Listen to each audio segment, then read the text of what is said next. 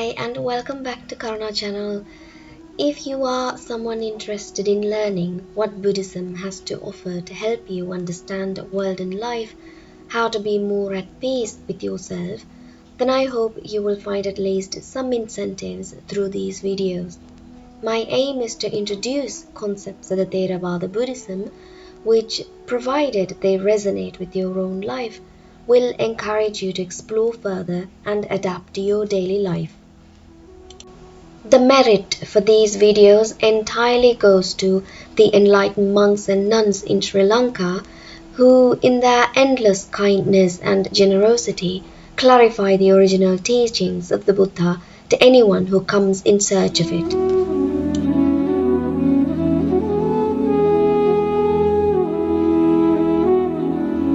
Today's topic concerns widespread branding of Buddhism, that Buddhism only talks about suffering, saying it is a religion that talks only about suffering and pain in the world, unwilling to admit or admire the beauty and the pleasures of the world, asking everyone to leave everything behind and renounce the world, or in other words, too much talk of suffering. When you hear all of this, it makes you want to ask what is wrong with Buddhism. Some even say that Buddhism declares worldly pleasures as immoral and evil, therefore one needs to abstain from them.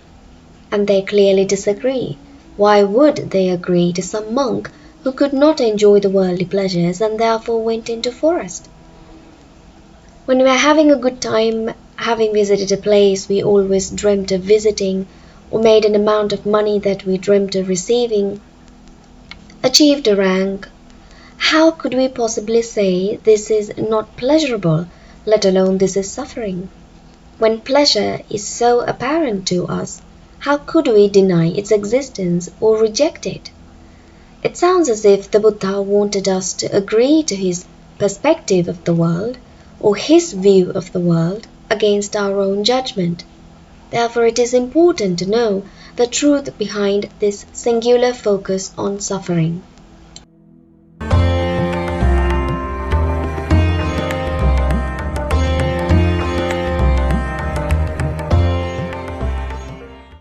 In our understanding as worldly beings, what is implied by the word everything is the physical world and our life in it. So, to say everything is suffering carries the meaning that the world and life are devoid of any enjoyments or pleasures. If everything is suffering, it excludes pleasure and enjoyment. But this would mean denying something that is right in front of us, plain and clear. For example, we go to a scenic place, the landscape is pleasing to the eye, the sounds are soothing to the ear, the flowers are fragrant in the air, the climate is perfect, and we feel the smooth grass massaging our feet, and in this scenery we are having positive, joyful thoughts and emotions full of happiness and gratitude.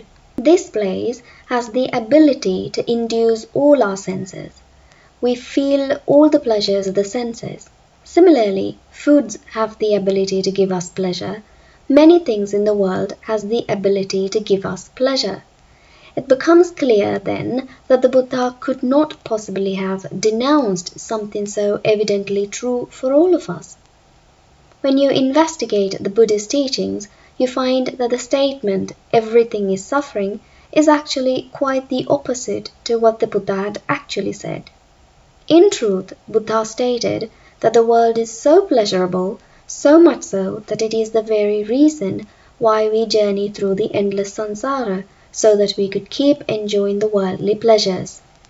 Tanha, or our binding attachment to the world, is because it is a world of pleasures. So if pleasures are acknowledged in Buddhism, why then is the focus on suffering and not on pleasures, which could have been a much more positive and motivational approach? But the teachings of the Buddha are meant to uncover realities which we are ignorant of and not show what is already evident, because the knowledge of these realities opens the path to our own freedom from suffering. Therefore, it is not the pleasures that he needed to direct our attention towards, but the fact that unbeknown to us, our suffering is governed by our own desire for pleasure.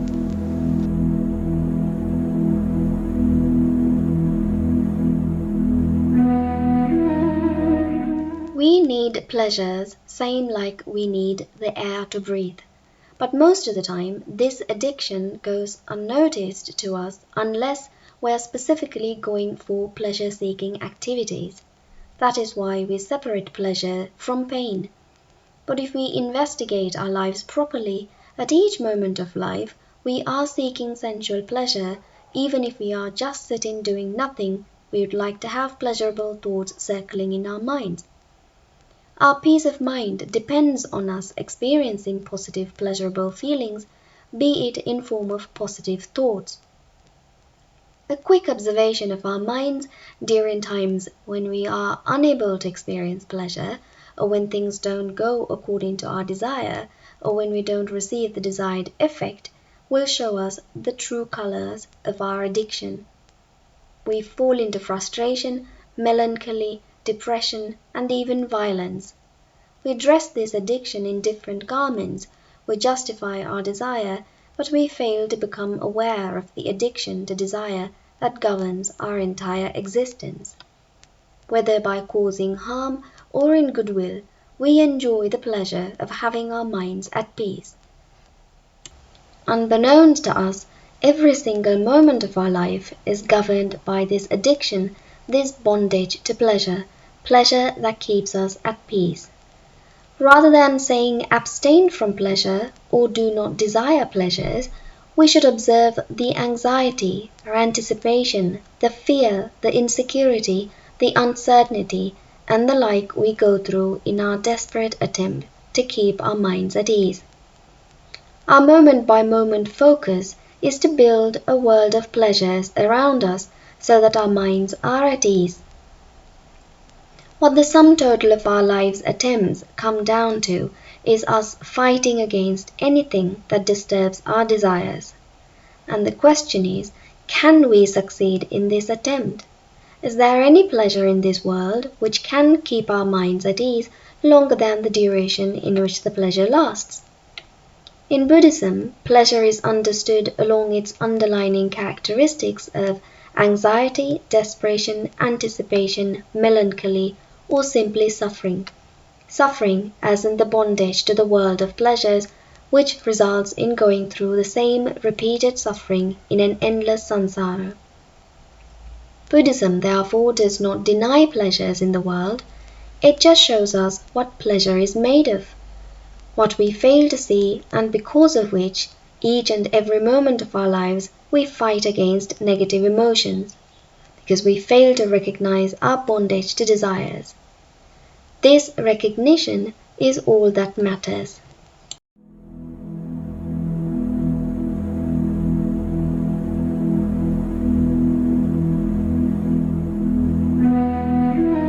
We need to observe and analyze our own lives, the moments we spend.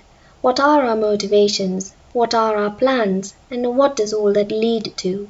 If you find that it all leads to keeping our minds at peace by making our desires come true, or even simply forming thoughts pertaining to desire and how to make them come true, then we need to observe what our desires are built of, what our pleasure is made of. If pleasure exists, then suffering exists as well. It is one and the same thing. We need worldly inducements to keep the mind at peace each and every moment. No money can free us from this dependency. Then what can free us from this ignorant dependency? It is the awareness of it, knowing that we were ignorant of our bondage to desire, and by knowledge of this, we are not blindly led by our anxieties, anticipation, and fear and uncertainties. While pleasure is what it is, pleasurable, enjoyment, not knowing how pleasure is designed and what its ingredients are is suffering. In other words, ignorance of our dependency is suffering. If we don't take the reins into our hands, this carriage of ignorance will take us through an endless journey of suffering. Some say that Buddhism recommends moderate consumption of pleasure, which is again a misinterpretation of what is called the middle path. In Theravada Buddhism, freedom from suffering occurs through becoming aware of our bondage to the world of pleasures, both subtle and apparent. We need to get to know this bondage. We need to get to know our reality so that we are in control and not led by ignorance. Awareness as opposed to ignorance is the path to freedom. In what scale you consume pleasure is up to you as you evolve on the path of awareness. For pleasure certainly exists, so does our dependency on it. Knowing this reality, we can begin to release us from this bondage and experience how all our anxieties start to fade away.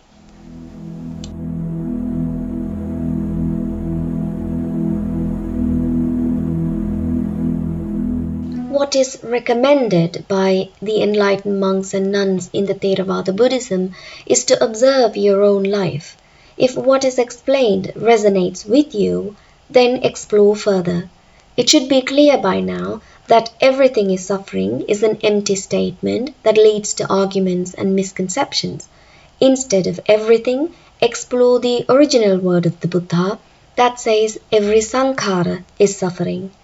I wish you all the success in the path. Thank you for watching, and I'll see you soon.